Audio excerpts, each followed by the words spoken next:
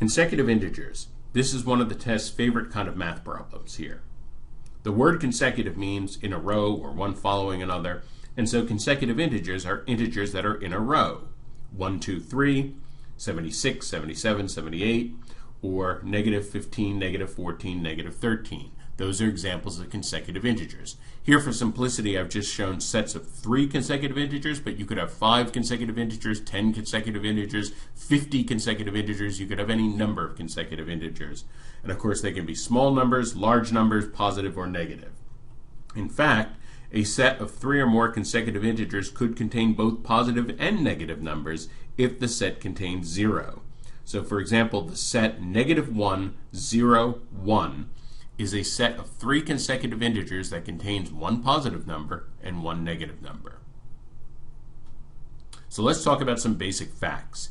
A set of n consecutive integers will always contain one number divisible by n. So if you have 3 consecutive integers, one of them is divisible by 3. If you have 17 consecutive integers, one of them is divisible by 17. So some of you may be wondering, that set that we just saw a moment ago, negative 1, 0, 1. That's a set of 3 consecutive integers. Where's the integer divisible by 3? Well, the trick here is that 0 is divisible by every integer. 0, in fact, is a multiple of every integer because you can take any integer and multiply it by 0 and you get 0. So 0 is a multiple of every integer, therefore divisible by every integer, so that's the number divisible by 3. Another fact, if n is odd, then the sum of a set of n consecutive integers will always be divisible by n. So this is interesting. Take any 3 numbers in a row, add them up, you get something divisible by 3. Take any 5 numbers in a row, add them up, you get something divisible by 5, and so forth for any odd number. In a set of 3 consecutive integers, you could have 2 evens and 1 odd, or 2 odds and 1 even, depending on where you start. So in other words, if you're told you have 3 consecutive integers, you don't exactly know how many evens, how many odds, without being given some other piece of information, like the starting value or the middle value, something like that. If you have a set of 4 consecutive integers, you know you absolutely have to have 2 evens and 2 odds. So even if you're told nothing else, 4 consecutive integers, automatically 2 evens and 2 odds. And in fact, that extends if you have an even number of consecutive integers, then within that set, the evens and odds have to be evenly divided. Now it gets interesting when we start talking about the algebraic representations of consecutive integers. It's relatively easy to recognize consecutive integers when you're given actual numbers. That's not really a challenge. The test is not going to print a bunch of consecutive numbers and then expect you to recognize that they're consecutive integers. That's going to be easy. What the test likes to do, they like to give you algebraic representations of consecutive integers. Well, what on earth does this mean? So we're going to represent here consecutive integers using algebraic notation, using the variable n, where here n could be any integer at all. And if n is any integer, all 3 of these sets are sets of consecutive integers. So for example, just to make things easy, let's pick n equals 10. That first set would be 10, 11, 12, 13, 4 consecutive integers. The second set would be 8, 9, 10, 11, 12. That would be 5 consecutive integers. And if n equals 10, the third set would be 25, 26, and 27. That would be 3 consecutive integers. So the test absolutely loves to give you algebraic representations of consecutive integers and expect you to recognize them in context. Here's a very challenging problem. I'll suggest pause the video and then we'll talk about how to solve this. If n is an integer greater than 10, then the expression, that algebraic expression, must be divisible by which of the following? Well, this is a problem that can really drive people crazy because if they go down the road of trying to plug in numbers, well, let's plug in n equals 11, n equals 12, n equals 13, you're going to get horribly large, complex numbers. It's going to be a real disaster. So there are many ways to make this problem an immensely difficult, virtually insolvable problem. It turns out that there's a trick, as there often is with difficult math questions, and the trick is, let's look at that algebraic expression and notice that first term, n squared minus 2n. we could factor out an n from that expression, in which case we'd have n times n minus 2, and then that would be multiplied by n plus 1, and then n minus 1. Now we have 4 different factors. Of course, you can multiply 4 factors in any order you want. So let's rearrange the order.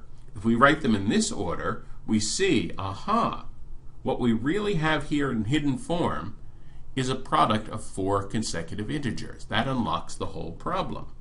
We know if we have 4 consecutive integers, we have 2 even and 2 odd. Well, if we're multiplying 2 even numbers, each number is divisible by 2. So that means the product would have to be divisible by 4. So the product is definitely divisible by 4. If we have 3 consecutive integers in a row, one of them is divisible by 3. So if we have 4 in a row, we definitely have at least one divisible by 3. So we have a factor of 3. We have even numbers, so we have a factor of 2. So all we need is a factor of 3 and a factor of 2 to give us a factor of 6. So this is definitely divisible by 6. 18, this is a little trickier. 18 is 2 times 3 times 3. Okay. Well, we know that we have one factor of 2, at least. We have more than one factor of 2, actually. We know we have one factor of 3. Do we have a second factor of 3? Are we guaranteed that we have a second factor of 3? It would be possible. Let's think about just 4 consecutive integers. 3, 4, 5, 6. It's possible to get 2 numbers that are divisible by 3 in a set of 4 consecutive integers, but it's also possible, 4, 5, 6, 7, that we could only have one number divisible by 3. And since this is a must-be-true kind of question, we can't assume that we have 2 consecutive integers. That we have 2 numbers divisible by 3. We could have 2 numbers divisible by 3, but we don't necessarily have 2 numbers divisible by 3. So we cannot conclude with absolute certainty that this is going to be divisible by 18. So it has to be divisible by 4 and 6, and therefore the answer is answer choice C. Sometimes the test may also ask about consecutive multiples of a number. What does this mean exactly? Here are some examples. 25, 30, 35, 40. Notice that is 5 times 5, 6, 7, and 8. In other words, if you take any number and multiply it by a set of consecutive integers, you get consecutive multiples of that number. Another way to say this is 25 is a multiple of 5, and then all we're doing is we're simply adding 5 after that. So plus 5, 30, plus 5, 35, plus 5, 40. 35, 42, and 49 are consecutive multiples of 7, all divisible by 7. And in fact, if we start with 35, we just add 7 and add 7, we get the other 2 numbers. 48, 51, and 54 are consecutive multiples of 3. That's 3 times 16, 17, and 18. And of course, what we're doing is we're just adding 3 to get from one number to the next. 65, 78, 91, and 104 are consecutive multiples of 13. That is 13 times 5, 6, 7, and 8. And you start with 65, you just add 13, and you get the other numbers.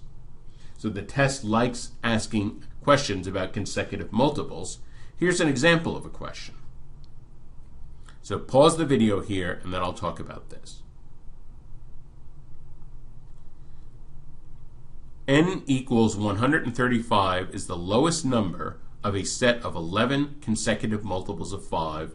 What is the difference between the lowest and highest number in the set? So, piece of strategy number 1, if we're just comparing the difference between the highest and the lowest, it doesn't matter where it is on the number line.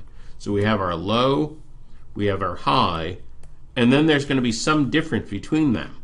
Now, the test is telling us explicitly that this low number is 135, and then it goes up to some other number. We could figure out that big number. But the point is, we don't have to, because we could put this anywhere on the number line. Anywhere on the number line that we have a set of 11 consecutive multiples of 5, there's going to be the same difference between the highest and the lowest. So I'm going to just make it easier. I'm going to ignore that 135. I'm just going to say the lowest number is 5.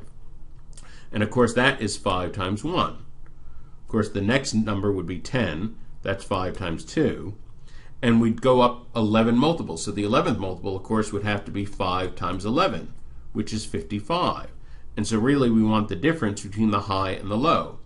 55 minus 5 is just 50. That's the difference. So that's a very easy way to solve that question.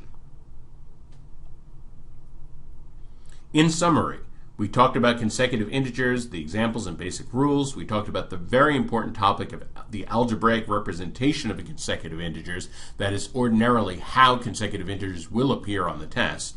And we also talked about the issue of consecutive multiples of a number.